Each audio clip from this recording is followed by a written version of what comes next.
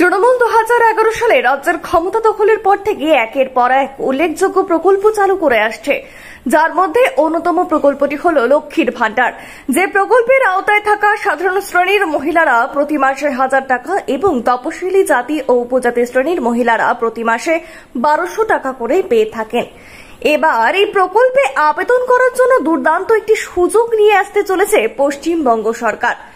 এখন থেকে নিজের পাড়ায় বসেই সেই সুযোগকে কাজে লাগিয়ে করতে পারবে নতুন ভাবে আবেদন। পশ্চিমবঙ্গ সরকার 2020 সালের 1 ডিসেম্বর থেকে দুয়ারে সরকার কর্মসূচি চালু করেছিল, যার মাধ্যমে নানা এলাকায় ক্যাম্প করা হয়েছিল। এই ক্যাম্পের মাধ্যমে সরকারি আধিকারিকেরা নিজে গিয়ে সাধারণ নাগরিকদের থেকে নানা প্রকল্পের আবেদন গ্রহণ করবেন, আর এই আবেদনের ভিত্তিতে আবেদনকারীরা নানান রকম সুযোগ সুবিধে প্রদান করবেন। কবে বসতে চলেছে ক্যাম্প? মাননীয় মুখ্যমন্ত্রী মমতা বন্দ্যোপাধ্যায় রাজ্য সরকারের নানা সুবিধাযোগ্য প্রকল্পের সুবিধে যাতে সকল সাধারণ মানুষ পেতে পারে, তার জন্য সরকার প্রতি বছরে অন্ততপক্ষে 2 বার থেকে 3 বার দুয়ারে সরকার কর্মসূচি গ্রহণ করে আসছে। গত বছর ডিসেম্বর মাসের শেষ দুয়ারে সরকারের ক্যাম্প অনুষ্ঠিত হয়েছিল, তবে এবছর লোকসভা ভোটের ডেট অনুষ্ঠিত হওয়ায় নতুন বছরে দুয়ারে সরকারের ক্যাম্প নিয়ে কোনো রকম নির্দেশনা বা বিজ্ঞপ্তি জারি করা হয়নি। তবে আশা করা যাচ্ছে যে আগস্ট মাসের প্রথম সপ্তাহ বা দ্বিতীয় সপ্তাহের দিকে হয়তো নতুন করে দুয়ারে সরকার ক্যাম্পের আয়োজন করা যেতে পারে। কিন্তু ঠিক কোন সময় দুয়ারে সরকারের ক্যাম্প আয়োজন করা হবে সেই সম্পর্কে সরকারের তরফ থেকে এখনো পর্যন্ত কোনো কিছু নির্দিষ্ট করে জানানো হয়নি। কি কি আবেদন করা যাবে?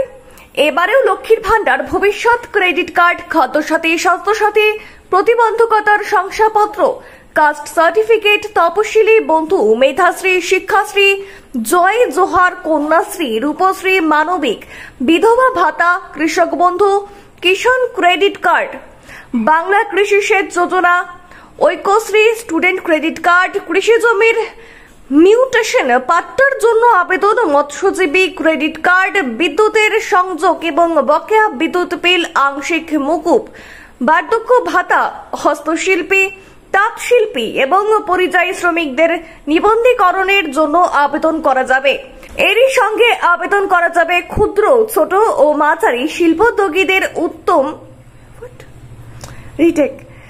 এরই সঙ্গে আবেদন করা যাবে ক্ষুদ্র, ছোট ও মাঝারি শিল্পোদ্যোগীদের উদ্যম পোর্টালের অনলাইন নিবন্ধীকরণ এবং উদ্যানজাত ফসলের সুরক্ষিত চাষের জন্য আবেদনপত্র গ্রহণ করার কাজ করা হবে।